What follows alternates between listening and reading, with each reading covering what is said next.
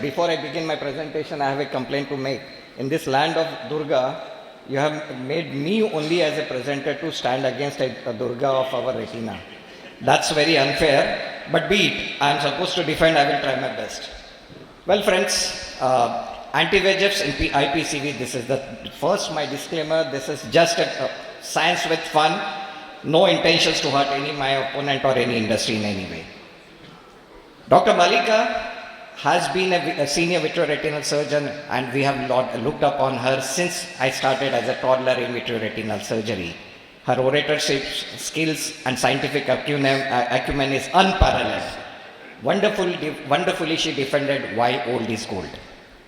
But is always old necessarily a gold? Let us prove through this debate what exactly we are meaning. This is case number 1. 45 years young female presented with systemically stable complaining of decreased vision since 3 days. And this is the picture. Wide field photograph, you can see a PCV over there, a large serous PCV and a magnified view, and you can see an OCT corresponding over there. Such an angry looking PCV in a 45 years female. Would you like to try with a small drug and then wait? Because ranibizumab, as Dr. Malika has already said, needs the crutches of your PDT. Okay, aflibercept is the only molecule she defended in the last generation. Now look at this molecule. We did an FFA, we could see a leak, ICG, polyp, and this is the time when we injected with first anti-VEGF. 4 weeks after the first dose, you can look at the mount, it is coming down. Such an angry looking lesion was looking down, and this is 8 weeks after first dose. When we injected, the second dose was given. This is 8 weeks after second dose, and this is third dose given. And just I will come directly to the third line. This is the timeline of this, how this molecule helped us in regressing this particular lesion in such an angry looking lesion in a 45 years old female. Now case number 2, 68 years male, right eye decreased vision 1 month, a fibrovascular PED. This is the OCT over there. Again, FFA and ICG was done, and you can see the lesions speak for themselves. We went ahead with first dose of anti-VEGF, and this is the lesion exactly 4 weeks. This is the color photo and the OCT. And this is the thing where you can see the lesion 8 weeks post first dose. 8 weeks post first dose, we give second dose. And this is the timeline where you could see the wonderful resolution of such angry looking vessel. So friends, which molecule showed such a dramatic result? Do you really need to be an Isaac Newton? You need to knock the coffin of Isaac Newton to know which molecule was used? Of course, it was a new generation, alpha generation. Dr. Malika must be waiting for me to talk science. So let's go back to the basics. Why is this molecule something different? Look at these molecules which are generation last. New generation molecule.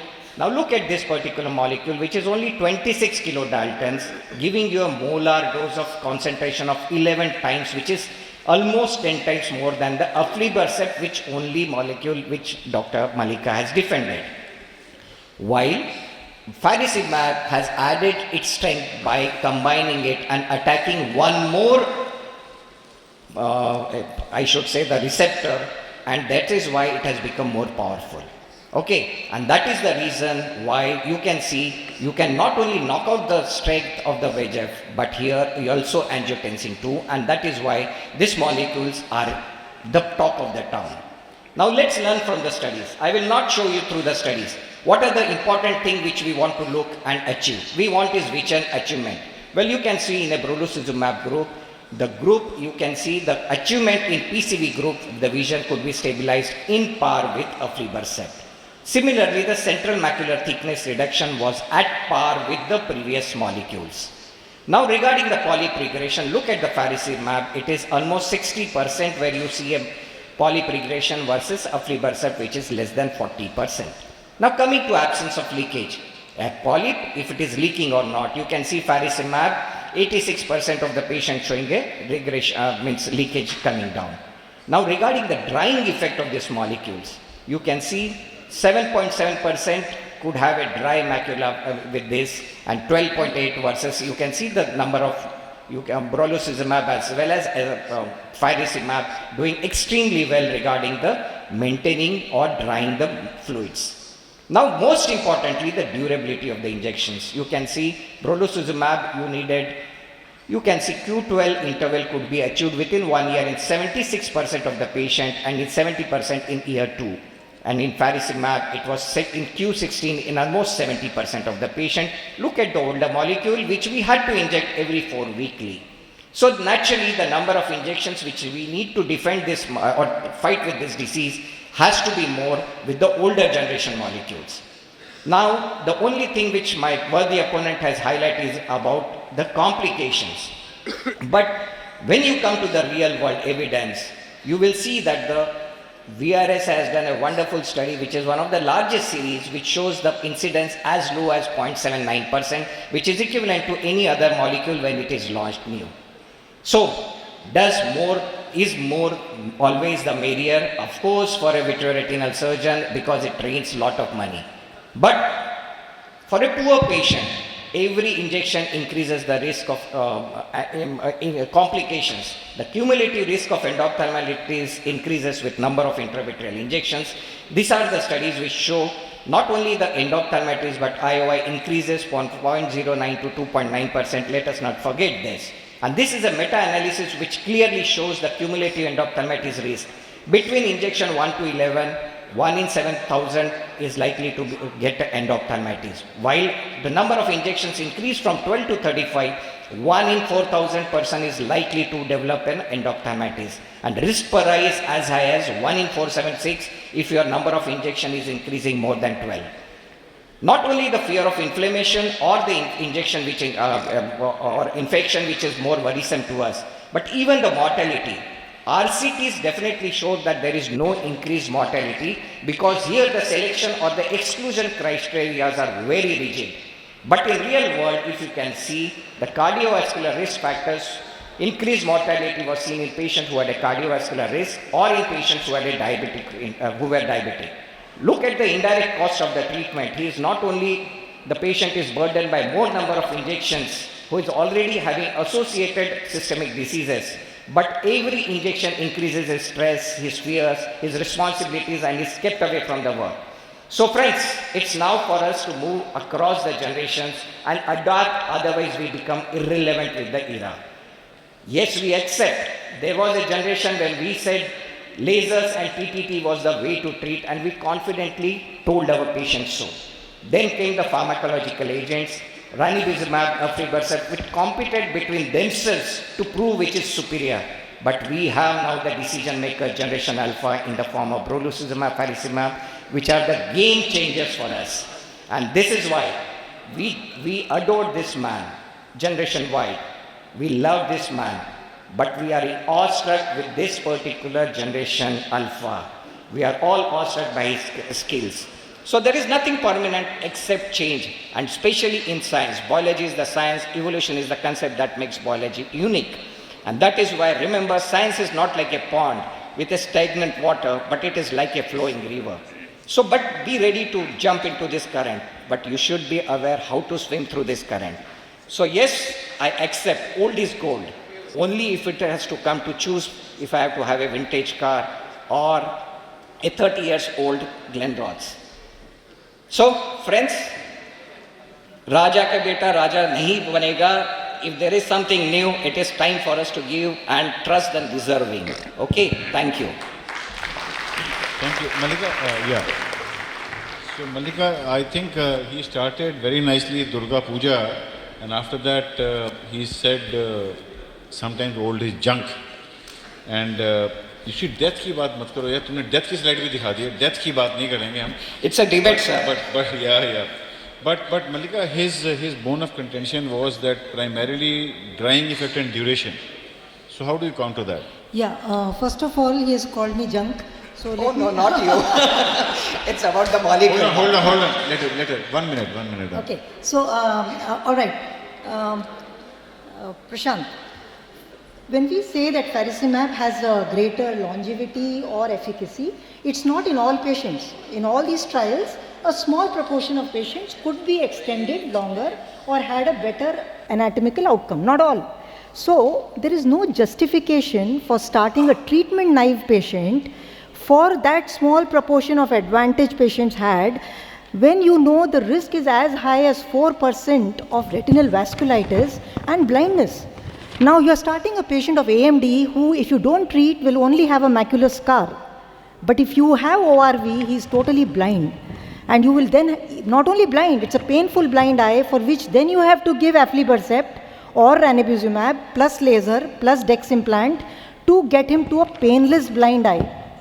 From AMD, macular scar, you have taken him to a painful blind eye. You will not be able to justify yourself even in court of law if you have started it in a treatment naive patient. At least if it was a non-responsive to aflibercept, then you can discuss with the patient and give. But in treatment naive, you have no basis. Patient will say, you already have so much literature on ORV, occlusive retinal vasculitis. What was the justification to start it in a treatment naive patient? In my patients, even those who are non-responsive relatively, if I give them an informed consent, I have to tell them that if I give you faricimab, we might have a better response or less number of injections. But there is a risk of losing vision, 1 and 1.5 lakh patients. They refuse.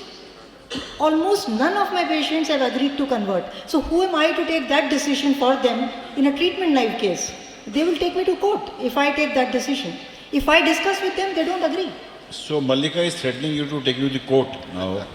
Court में decide तो नहीं होगा, decide तो यहीं पे होगा, यहीं पे डिसाइड करना है. She is bothered more of safety. Correct. Are you concerned or not? Yeah. Are you First- concerned or not? No. No. Basically, because we have now enough of studies, and our VRSI group has come out with one of the largest series of the patient which has shown the safety at least about the prodosuzumab molecule.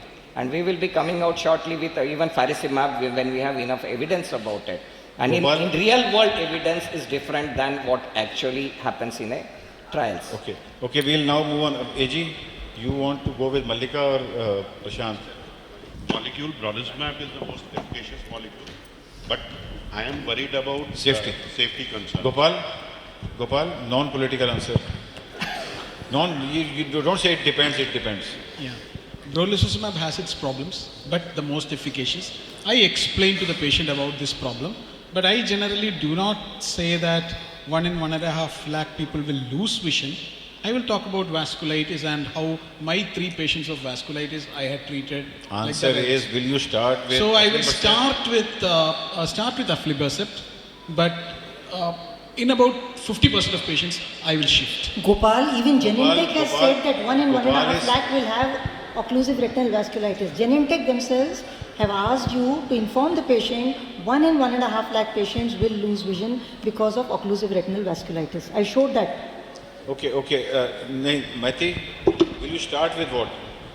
Will you start with Prashant? I will start with brolucizumab because Brolucizumab. it's been 3 years. ठीक है. IOI is not a concern in Indian patient. Most Abhijit, you will start with old is gold or? No, I'm going with Lipinololica, madam. Okay. Any reason?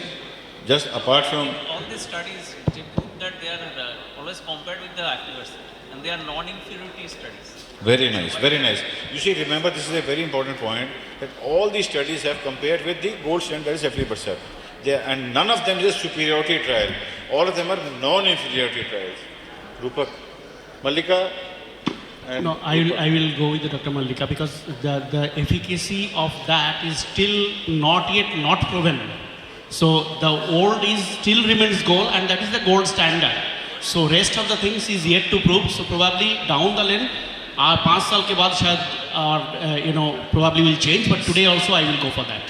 So last point. I'll go with Dr. So in clinical medicine or in practice, believe me, safety always comes first. Therefore, most of us will go with Mallika, not because she's a lady, but because of the wealth of experience she has. Do you agree that we'll start with aflibercept, and in case it does not, we'll give an option of brolucizumab, and rather than starting with brolucizumab. For me, sir, it is always when you hit a disease, you should hit a disease hard rather than having a sequelae and then trying to How do you salvage. know? How do you know Okay, that okay. aflibercept We will will not, not be no further argument, no further.